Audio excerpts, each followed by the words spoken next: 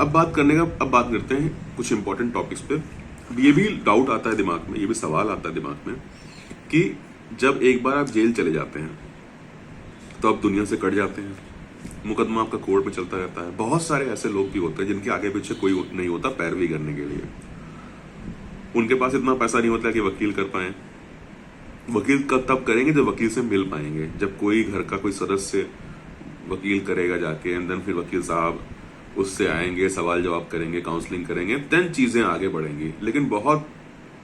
Worst के scenario भी रहते हैं जहां पे उनके घर में भी कोई नहीं होता, कोई पैरवी करने वाला नहीं होता, कोई वकील अपॉइंट करने वाला नहीं होता, कुछ भी नहीं होता। तो उस कंडीशन में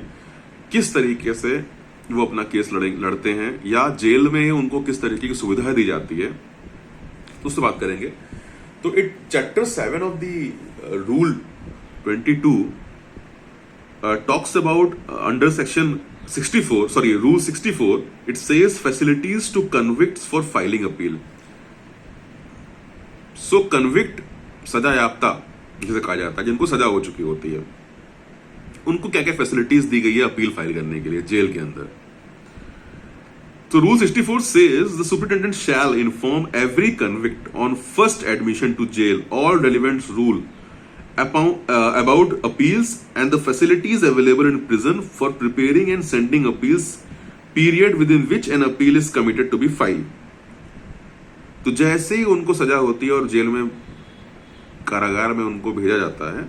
सुपरिटेंडेंट ऑफ पुलिस जो है सबसे पहले उनको इन्फॉर्म करते हैं कि अपील आपको फाइल करनी है, क्या आपका कोई पैरोकार है,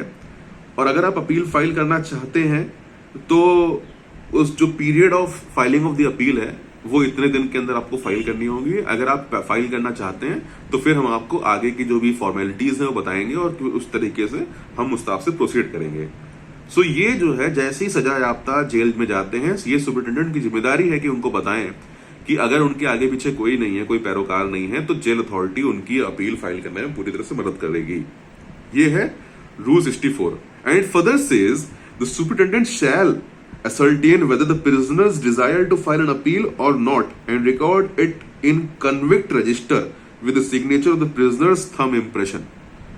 So it further says the superintendent, जो पुलिस सुपरिटेंडेंट, जो अथॉरिटी के सुपरिटेंडेंट होंगे, जेलर होंगे या जो भी हाई लेवल अथॉरिटीज होंगी जेल के अंदर, वो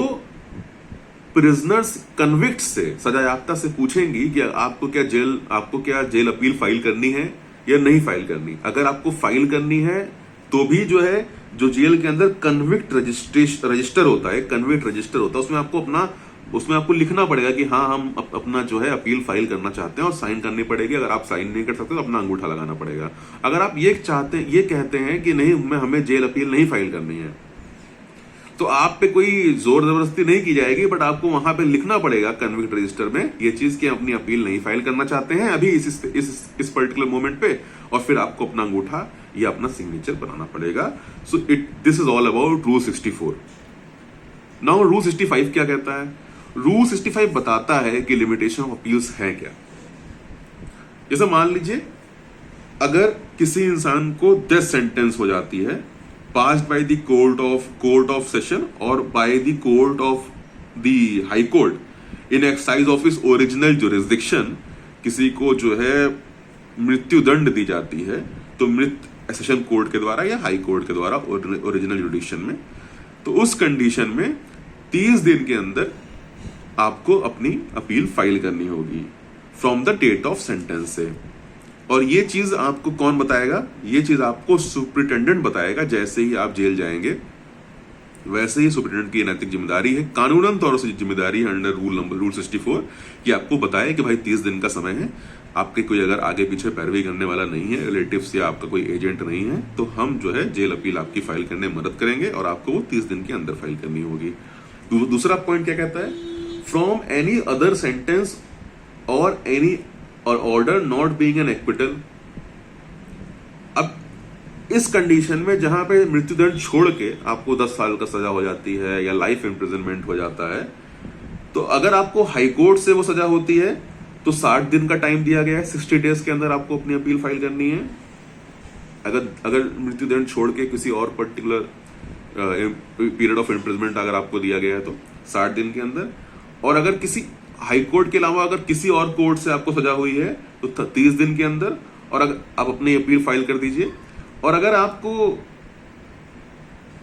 सुप्रीम कोर्ट के article 134 clause 1 sub clause A या सब क्लॉज बी में अगर आपको सजा से के बाई ऑर्डर से सजा अगर आपको सजा हुई है, तो उस पर्टिकुलर कंडीशन में अगर आपको अपनी अपील फाइल करनी है, then it is to be file within 30 days, 30 दिन के अंदर आपको फाइल करनी पड़ेगी। And the superintendent shall not withhold the appeal of any convict even though it may not be apparently barred by limitation. So it says that कि if it is apparently barred by limitation, अगर limitation barred हो जाता है, 30 दिन lapse हो जाता है, 60 दिन लैप्स हो जाता है, जो लिमिटेशन दिया गया है वो बाधित हो जाता है, उस कंडीशन में ऐसा नहीं है क्या नाम है कि सुप्रिंटेंडेंट अब कहेंगे कि नहीं भाई वो 30 दिन खत्म हो गया, अब आपकी अपील जेल अपील अब फाइल नहीं हो सकती, ऐसा नहीं कह सकते, वो रोक नहीं सकते। वो अगर लिमिटेशन बार्ड हो जाती है तो भी आपको जेल अपील फाइल करनी पड़ेगी विद डिले एप्लीकेशन, आपको डिले बतानी पड़ेगी, वो आदमी अपना डिस्क्लोज करेगा भाई क्यों डिले हुई 30 दिन की, एंड विद डिले एप्लीकेशन आपको जो है जेल अपील आपको फाइल करनी ही पड़ेगी अगर वो बंदी चाहता है अपना जेल अपील फाइल करना। So it is all about rule number 65 जहां पे लिमिटेशन की बात की गई। अब आते हैं रूल नंबर 66 पे, which says about the procedure in which in case of convicts withhold funds